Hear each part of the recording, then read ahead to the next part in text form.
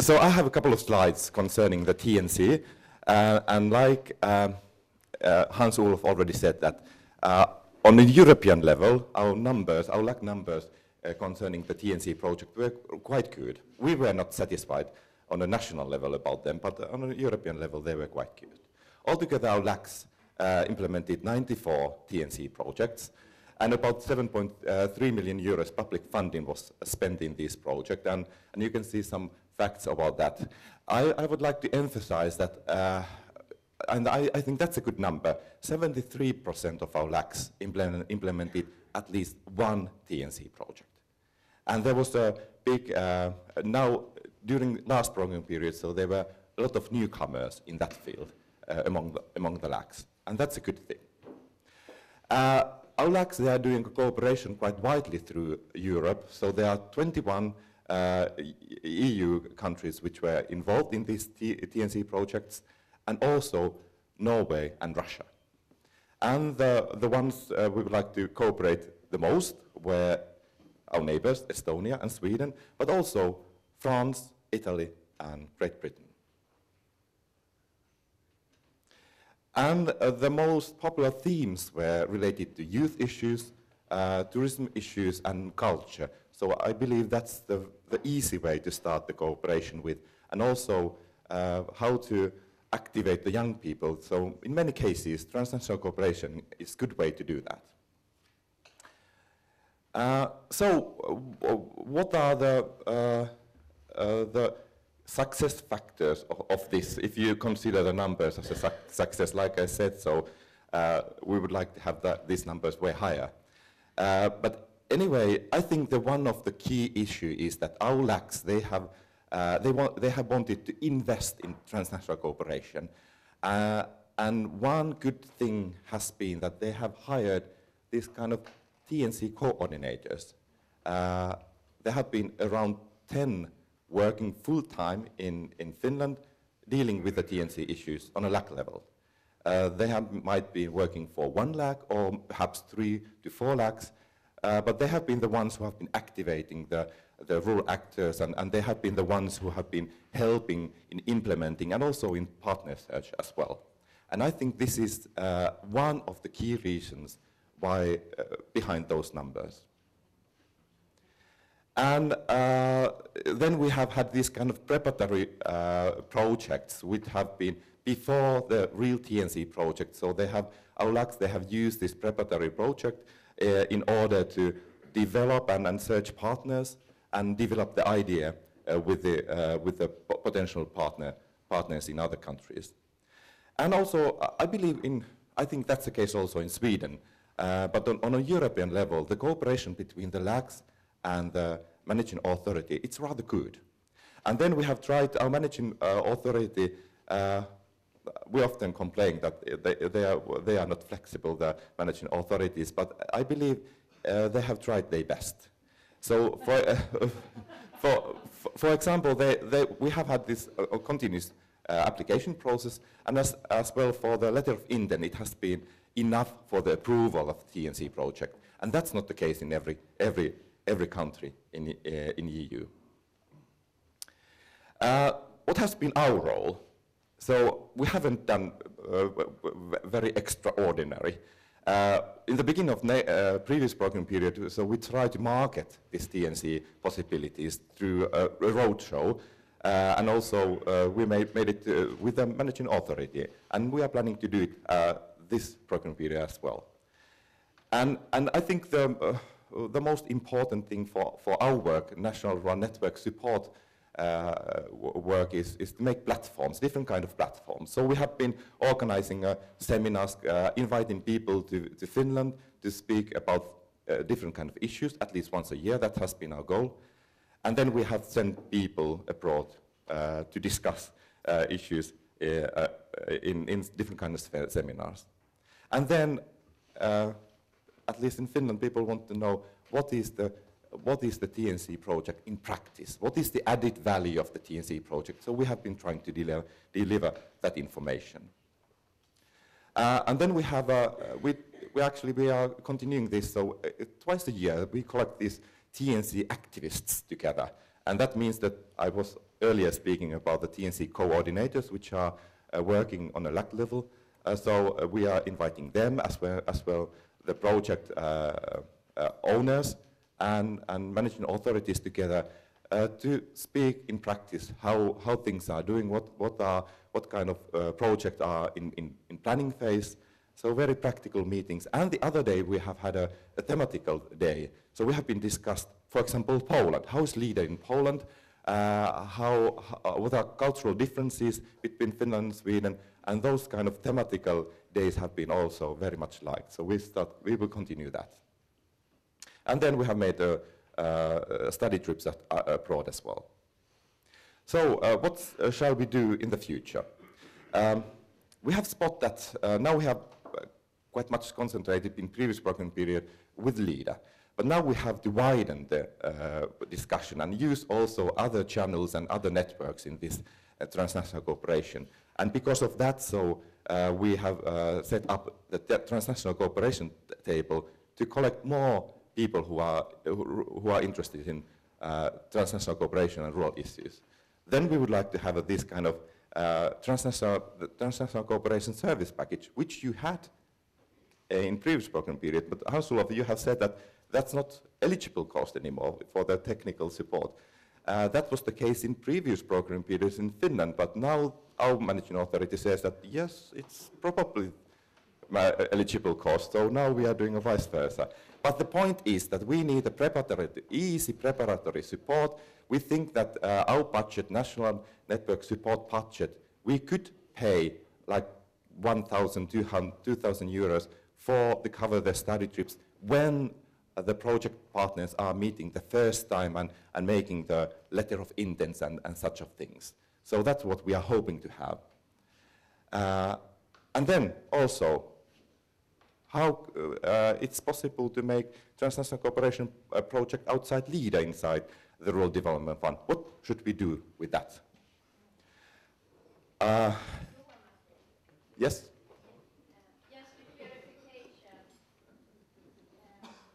Det är EU-revisorerna som har gjort en kontroll av TA-medel och bland annat kontrollerat våra nätverkscheckar som vi hade, alltså transnationella checkar vi hade i förra perioden. Och de har sagt att vi inte kan fortsätta med det för att det var någonting som borde ha tagits i åtgärden, alltså axel 4-åtgärden i samarbetsåtgärden. So I believe we have to discuss and share this information, but the goal should be that there should be a tool for us as a network support units to do practical things like that. So I wasn't playing Landsbygdsnätverket, so sorry. Sorry. Det är intressant att när vi frågade kommissionen, när vi var nere på konferensen, om just det här, jag ställde frågan att vi hade de här nätverkscheckarna förra perioden, de hade inte Finland för det var inte godkänt. Nu blir det tvärtom. Kan ni hjälpa oss här? Och då svarade de bara att ja, det där är nationellt, det avgör ni själva. Så att kommissionens företrädare där kände inte till vad EU-revisionen sa. And for us, they are saying that we should do more as the network support units with the issue. So, couple of, do I have, yes, 2 minutes. So I have a couple of slides. Our ministry made a short survey, and they contacted all the TNC project owners, and they asked what have been the main aspects which helped to build up the TNC project. And these were the results. Personal contacts, and also the contacts from rising from the LAC area. But also they mentioned that it's important that people can meet. So when they were hosting the study trips, or they are doing the study trips, and also they said that these kind of TNC seminars, so they are important. But anyway, to build the contacts, so that's a big thing. And they also asked how we as a national network support unit, how we have helped them. And only about half answered that there have been some kind of use of our work. So that wasn't very, but we have tried so much. Well, we could try even more. But anyway, we need new tools, new practical tools to do that, to rise that number. So we have to make better this time. So it's interesting field, little bit perhaps complicated field, but the results of the when you do it, so our LACs and the project owners, they say their strong message is that it's worth of doing, and you never know, there might be very interesting end-ups of the TNC projects. And I must say, I have to market our LACs because during these days, thanks again for inviting us. This has been an excellent for us. And we have spotted that there are a lot of things we could do together. And we have to raise the number, a real TNC project number between Sweden and Finland. There is a huge possibility in that. And also, if you are thinking that you are newcomers as a LAC in this TNC work, but we have in Finnish side, we have this experienced TNC workers and TNC LACs. So hop in with them, make the project with them, and that's the best way to learn how to do it in practice. Thanks a lot.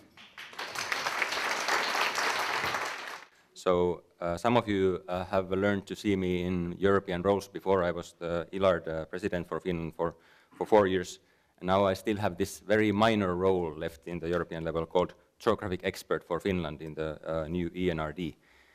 And Thomas Norby is working for the Swedish University of Agriculture in Uppsala, and he is my Swedish colleague, so the Swedish geographic expert.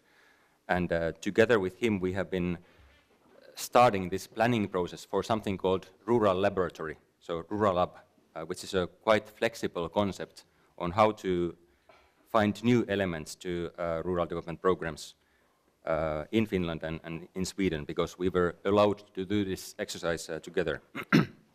So what is it all about? And I'm really welcoming your ideas to support this process, because it's something new and it's tested for the first time. You can send your ideas either to Thomas Norby or myself, or of course Hans-Olof or Juha-Matti, because we of course very closely cooperate with the NRNs in this matter. So it's about finding new perspectives to rural issues. First of all, identify the rural issues. We have been talking about integration here. I think it's a very topical place to discuss integration when most of the asylum seekers nowadays to Finland, they come right across this border where we are at the moment. It's about testing new ideas, how to deal with these topical rural issues that we are facing, and what kind of added value the EU-level networking, the EU-level contacts, exchange with other member states could be giving us in order to deal with these issues. It's about identifying, importing and exporting good practices. What are those practices we have been successful here and could disseminate to other EU member states? So on very practical, detailed level, we are going to invite some 20-30 people who will represent widely the different sectors, stakeholders of rural development program. So first, of course, the stakeholders, farmers, other rural businesses, environmental groups, civil society organizations, rural researchers and evaluators, and then the whole rural development program delivery chain. So managing authority, payment agency, NRNs, local action groups. We should be able to fit all these people into this fairly small group of 20-30 people. And then another wish that was asked from us from the ENRD was that we should link it with some other rural development event that is already planned in our area. So in this context, meaning either in Sweden or Finland. And then Thomas, who couldn't be with us here today, was providing this idea that I thought was quite good, because you are having a long tradition in organizing Swedish rural parliaments, and you will be organizing it next May in Visby. And that was his suggestion, that perhaps we could link this Rural Lab exercise with Visby, so that it would be 26th of May, and 27th of May would be the field visits in Visby, and then 28th of May is the actual rural parliament taking place. So the whole meaning of this exercise Finnish-Swedish exercise. All the other member states are doing it individually, but we had this idea of linking our countries. You know, the long history and the fairly similar conditions between across the border, to think outside the box and bring some new elements to rural development in both countries. It's a flexible concept, so that's why we are open to your ideas, your inputs to the whole system. And it's also based on our own needs. It's not something that we should be providing to Brussels level. It's something that should serve our needs and serve the better Finnish-Swedish exchange for rural development. So this was my message in short, and I hope that now when we go to the thematic discussions, we can also elaborate this rural app exercise based on those provided themes. Yeah, thank you. Thanks a lot, Petri.